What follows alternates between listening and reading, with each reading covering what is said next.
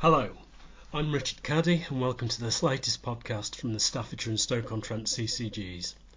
Today I'm talking to digital nurse champion Anne Hughes. We're going to be talking about how she is helping nurses and GP practices to use the latest digital technology to get the best results for their patients, and how this has really come of age due to COVID-19. Hi Anne.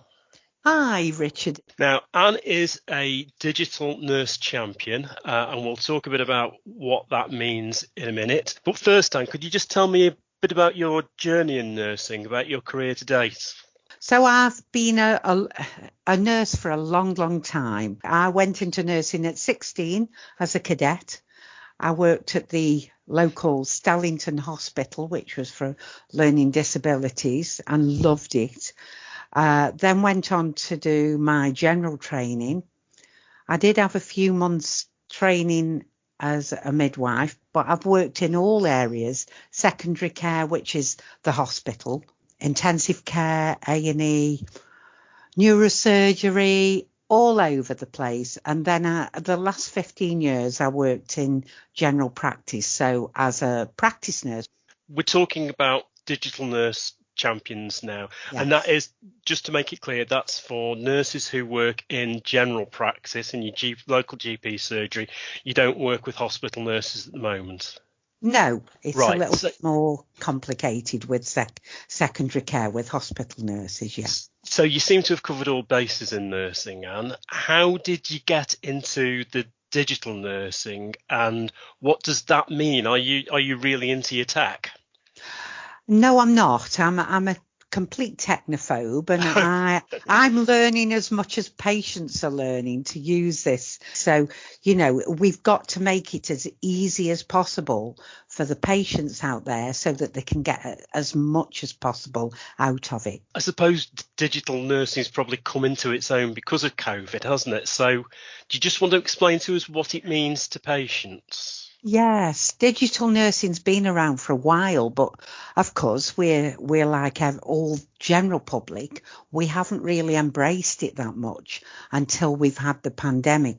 But prior to that, I was using a system called Florence. You might have heard it called Flow, and that's just a simple text messaging system that nurses can use with the patients to get data back and make clinical decisions. And Flow's been around for years and years and years.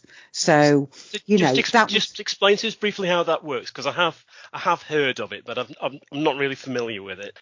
If the nurse wants to know what the blood pressure is, for instance, then they would get a text message from Florence asking for a home blood pressure reading. And because we would see those readings back in the surgery, it'd be monitoring your blood pressure at home so that you're in your own environment. And quite a lot of people have what we call white coat syndrome, and that can make it that every time they go to the surgery, the blood pressure's high. So we need to have some nice sort of relaxed readings from home where you don't feel that you've got a clinician watching over you. And that can tell us a lot. So it's a way of getting the test results without dragging somebody into surgery and putting them at ease in their own home, right? Very much so. I've used it for years in the practice and had some really beneficial results from it, and the patients tend to love Flow. But now, of course, we're evolving all the time. We're all using apps. We're using the Trainline app. We're using banking apps. We're using shopping apps. And quite often nurses can say to a patient, do you use the internet? And they'll say, oh, no. But then they'll come out with that they Skype the family members or the granddaughter who's at uni or whatever. And so really they've got as much skill as we have. So we're learning together. And it's just a case of sort of getting that confidence up to use it more often, really. But that's just basically data, isn't it? It's not kind of having a conversation and interacting in a personal way with patients. So is that something you're doing as well? I mean, use of social media, for instance. Oh, yes. I think the majority of surgeries have got their own Facebook page, which is a professional type of page. It's open usually to everyone. And also some of them may even have Instagram or Twitter. Don't ask me about those. I've got a Twitter account, but don't ask me what a hashtag is. I've no idea. So how can patients get the safe information on Facebook? There'll be posters with handy numbers for you to contact if you've got problems. There'll be probably focus on the national campaigns for smears or breast screening or bowel screening. So you've got the information there. It talks to you about the importance of baby immunisations, the importance of making sure you've got travel vax on board if you're travelling, things like that. Let me just think of an example. If I've just been newly diagnosed with diabetes, for instance, right, and I go onto the Facebook page of a local GP surgery, how's that going to help me? Right. Now, as a patient with diabetes, there's lots of lifestyle choices that you may want to make. Exercise, what you eat, that kind of thing. Yeah. And we could probably be advertising Couch to 5 as an app that you can download to get fitter. We could be advertising apps to check what the ingredients on your foods, so like your green, your red and your amber foods with high fat, high sugar, things like that, or even smoking cessation, the smoke-free app, which these are all free and so easy to put onto either your tablet or your smartphone. Nowadays, you don't need to even have broadband installed. You can have what's called a dongle. Oh, yeah. You can have at home. So could it put groups of patients in touch with each other so they can share advice? Yes. The next step up that we have on the Facebook page is that your nurse or your doctor could invite you to a closed group. Now, say you've got diabetes. So you can't. Not anybody can join. Only people who've been invited. Right. Okay. That's important. Yeah. The nurse would invite you, or the doctor would invite you. It's not a clinical base, but what it does do is put patients who have similar conditions, who might get support from each other, together in one Facebook page. So you might post something that, Tesco have got a brilliant meal. It's, low in sugar. It's delicious.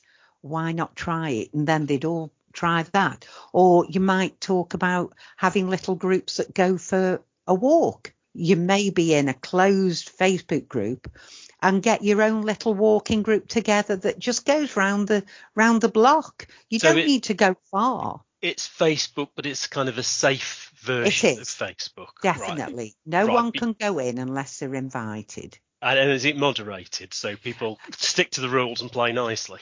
Now, you would have a disclaimer at the beginning on the front page, and that would talk about not taking any clinical advice from other patients who may be in the group, but just getting support from each other. Right. So a nurse would probably look at the group once a week, may even put a post on there. So, if it's appropriate, it might be, a nice recipe that's suitable for diabetes, or it might be an exercise for people with respiratory disease. It might be inhaler technique, just so that you've got something to look at and something to discuss with the other patients in the group. And are patients, and I'm thinking particularly of older patients, are they fine with this? I think, especially after COVID, we've got lots of the elderly people who we wouldn't think would be happy to use the internet are now FaceTiming or WhatsApp calling, whatever. And that's great because they're getting the confidence with it. And so that means they're open to other areas that we can offer that can help them self-manage the long-term conditions such as diabetes or heart disease or AF. So, there's lots of ways that we can sort of help patients to better manage and feel more confident about managing the conditions that they may have. Right. So when I think about practice nurses, my experience with them, it's things like having an injection. I'll give you an example. My wife, a couple of years ago, had quite a nasty burn which needed a skin graft, and she was going into surgery every day to see the practice nurse to have a wound dressed. How can a digital nurse sort of they can't do that hands-on thing, can they? No. Now listen, sweetheart, you know what? We are still here for the patients and we are still open. And what I would say is that if you need a face-to-face appointment, then it will be done. And although we can get in contact with you by phone or by video or text messaging, that doesn't take away the fact that sometimes we may need to see you. Say you've had a leg ulcer and it's very small and it's under control and we're getting there. We may well be able to say, you know what, we will video call you so that we can watch you do your own dressing and then keep an eye on it and make sure that everything's fine. We can even look at the wound via the video and make a decision as to whether there's any infection or, any problems occurring. And we might even say, you don't need to keep coming into the surgery. And it can get quite a bugbear, really, for patients, say twice a week for months and months and months. We'll say, you know what, I'll video call you again next week and we'll have a look. And then they might say, I'll video call you in 2 weeks. But the onus will always be on you when we say, if you are not happy, get in touch with us. So we'll never leave you on your own. If you want us, we will be there. That hands-on thing is always going to be there then. It is. And you know what? When I trained, we had this sort of mantra really, and it was see it, smell it, touch it. And that was so that we could see it. We're observing what we're looking at. We can smell if there's any infection or something's not quite right. You might have seen doctors or nurses even smelling urine because we can tell if you've got diabetes by the smell of your urine, believe it or not. We are like Labradors. We are. And you know what? And then see it, smell it, touch it. And the touch is for heat. So the nurse may say to you, just put your hand at the side, not on the wound, but at the side. Does that feel warmer than the back of your leg or the front of your leg or whatever? And so the nurse will be using your tools, which I'm saying are your hands and your eyes and the smell. Okay, so that's almost like putting patients back in control, isn't it? It is. And since COVID-19, we found that we have had to put the onus back onto the patient to better manage long-term conditions. And you know what? That in a way has been giving them back the reins. And I'm so proud of patients because, yes, they've got the tools out there to help them, which are apps that the nurse may give you. We can signpost you to different areas. We can join you in close Facebook groups so that you've got peer support. But the important thing is that we're in this together. And if you can manage your condition better and make more informed, healthy choices, your lifestyle and your quality of life is going to be improved. And I'm just so proud. We've spoken to GPs before on these podcasts that patients, because of the extraordinary circumstances that we're in at the moment, are kind of more accepting of change. Yes, definitely. They are. We're calling it patient resilience. And that's because you are resilient.